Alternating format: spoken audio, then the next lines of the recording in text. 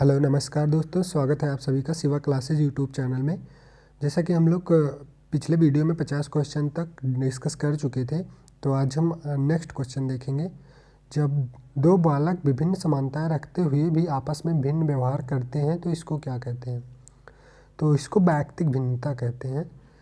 Next question है, project प्रणाली के जन्मदाता हैं, तो इसके जन्मदाता होंगे किलपैट्रिक। राइट ऑप्शन होगा ऑप्शन सा किलपैट्रिक। 53 नंबर क्वेश्चन है, वह विधि जो व्यक्तित्व के गुणों का अनुमान लगाने के लिए प्रयुक्त होती है कहलाती है? तो ऑप्शन बा सही होगा, मापन रेखा विधि। ऑप्शन क्वेश्चन नंबर 54 होगा, बाल विकास का प्रमुख आधार है, तो वंशानुक्रम और वातावरण दोनों बाल विकास का प्रमुख आधार होता है, तो ऑप्शन सा सही होगा, उपयुक्त आ व बा दोनों।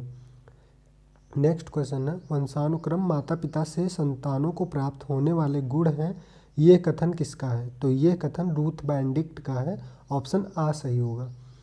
नेक्स्ट क्वेश्चन है, बाल विकास की अवस्थाएं हैं, तो शैशवावस्था, बाल्यावस्था और किशोरावस्था तीनों बाल विकास की अवस्थाएं होती हैं, तो ऑप्शन दा सही होगा, उपयुक्त सभी।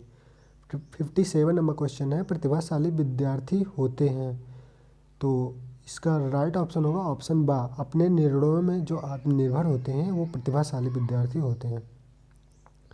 नेक्स्ट क्वेश्चन होगा, आरटीई 2009 भारत में कब लागू हुआ था? तो आरटीई 2009 1 अप्रैल 2010 को लागू हुआ था, तो ऑप्शन सा सही होगा। नेक्स्ट क्वेश्चन है, जब बालक स्वयं परीक्षण करता है और नए कार्यों को अपने अनुभव के आधार पर सीखता है, वह अधिगम की कौन सी विधि होती है? तो ऑप्शन सा सही होगा, परीक्षण करके सीखना। नेक्स्ट क्वेश्चन होगा, नैतिक विकास के सिद्धांत के प्रतिपादक कौन है? तो नैतिक विकास के सिद्धांत के प्रतिपादक कोहलर है, ऑप्शन आ सही होगा, कोहलर। 61 नंबर क्वेश्चन होगा, व्यवगास्की के अनुसार बच्चे अपने साथी समूह के सक्रिय सदस्य कब होते हैं? तो ऑप्शन दा सही होगा, किशोरावस्था। नेक्स्ट क्वेश्चन होगा, कक्षा में एक प्रभावी शिक्षक अधिगम प्रक्रिया होती है जब शिक्षक बच्चों के ज्ञान को पढ़ाई जाने वाली नई संकल्पना के साथ जोड़ने में सहायता करता है, इसके पार्श्व में निहित होता है। तो इसके पार्श्व में निहित होता है शिक्षार्थी स्वायत्तता, ऑप्शन दा सही होगा। नेक्स्ट क्वेश्चन है, सामाजिक तथा सांस्कृतिक विकास का सिद्धांत संबंधित है, ऑप्शन बा सही होगा, व्यवगास्की। 64 नंबर क्वेश्चन होगा, इंद्रिय जनित गामक अवस्था का संबंध किस मनोवैज्ञानिक से है? तो जैसा कि हम सभी लोग जानते हैं, जीन पियाजे ने मनोविज्ञान की 4 अवस्थाएं दी थी, तो राइट ऑप्शन होगा ऑप्शन आ, जीन पियाजे। नेक्स्ट क्वेश्चन होगा, वस्तु अस्थायित्व बालकों में जब पाया जाता है तो वह वस्तुओं को आसानी से खोज लेते हैं, किस मनोवैज्ञानिक ने से इसका संबंध है? ऑप्शन आ सही होगा, जीन पियाजे।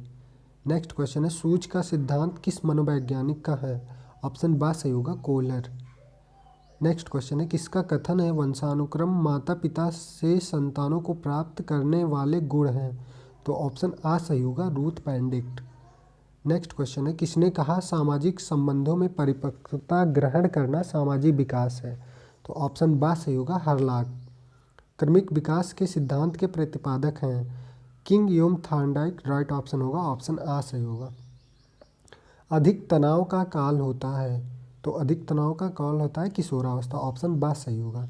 इसी को बहुत बल तनाव की आवश्यकता भी कहा जाता है, आवश्यकता का काल भी कहा जाता है। निम्नलिखित में से कौन सा सूक्ष्म गतिक कौशल का उदाहरण है? ऑप्शन दा सही होगा, लिखना। नर्सरी कक्षा में शुरुआत करने के लिए कौन सी विषय वस्तु अच्छी होती है? तो बच्चा जब घर में होता है तो वहीं से सीखना शुरू करता है, तो ऑप्शन दा सही होगा, मेरा परिवार। 73 नंबर क्वेश्चन होगा, सीखने के लिए आकलन निम्नलिखित का ध्यान रखना है सिवाय विद्यार्थी की त्रुटियां। हम विद्यार्थी की त्रुटियों का ध्यान नहीं रखते हैं और उसकी शैली पर आवश्यकताएं क्या क्या हैं, विद्यार्थियों की क्षमताएं क्या क्या हैं, उसको सीखने के लिए उसका आकलन जो किया जाता है उस पर ध्यान देते हैं। 74 नंबर क्वेश्चन होगा, डिसलेक्सिया मुख्यतः की समस्या के साथ संबंधित है?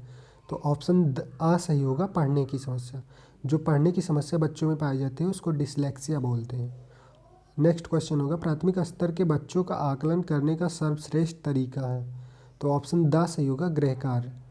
किसी अवर्गीकृत प्रदत्त में सबसे अधिक बार आने वाली संख्या कहलाती है? तो ऑप्शन बा सही होगा, बहुलक। थॉर्नडाइक ने बुद्धि के कितने प्रकार बताए हैं? तो ऑप्शन सा सही होगा, 3। बुद्धि परीक्षण इकाई के जनक हैं, तो ऑप्शन आ सही होगा बिने। 79 क्वेश्चन होगा, समूह कारक सिद्धांत के प्रतिपादक हैं, तो ऑप्शन आ सही होगा थर्स्टन। बुद्धि सीखने की योग्यता है कथन किसका है, ऑप्शन आ सही होगा बंकिंघम का है। पिछले बालक वह हैं जो जिनके सीखने की गति धीमी होती है, जिनकी बुद्धि लब्धि 80 से 90 के बीच होती है, जो मानसिक रूप से अस्वस्थ और असमायोजित हैं, तो ऑप्शन द सही होगा उपयुक्त सभी। फिर 82 क्वेश्चन है, के कारण प्रतिभाशीलता होती है, तो फिर मनोसामाजिक कारकों के कारण तो होती नहीं है, आनुवंशिक रचना और वातावरणीय प्रेरणा के कारक प्रतिभाशीलता होती है, ऑप्शन द सही होगा बा तथा सा दोनों का संयोजन। 83 नंबर क्वेश्चन होगा, शिक्षा का अधिकार अधिनियम 2009 लागू नहीं होता, तो जैसा कि हम लोग जानते हैं निःशक्त बच्चे, 6 से 14 आयु वर्ग के बच्चे और बच्चों की नियमित उपस्थिति पे लागू होता है, लेकिन 14 से 18 वर्ष की आयु के बच्चों पर ये लागू नहीं होता, क्योंकि जो इसका आयु क्राइटेरिया है वो 6 से 14 वर्ष होता है।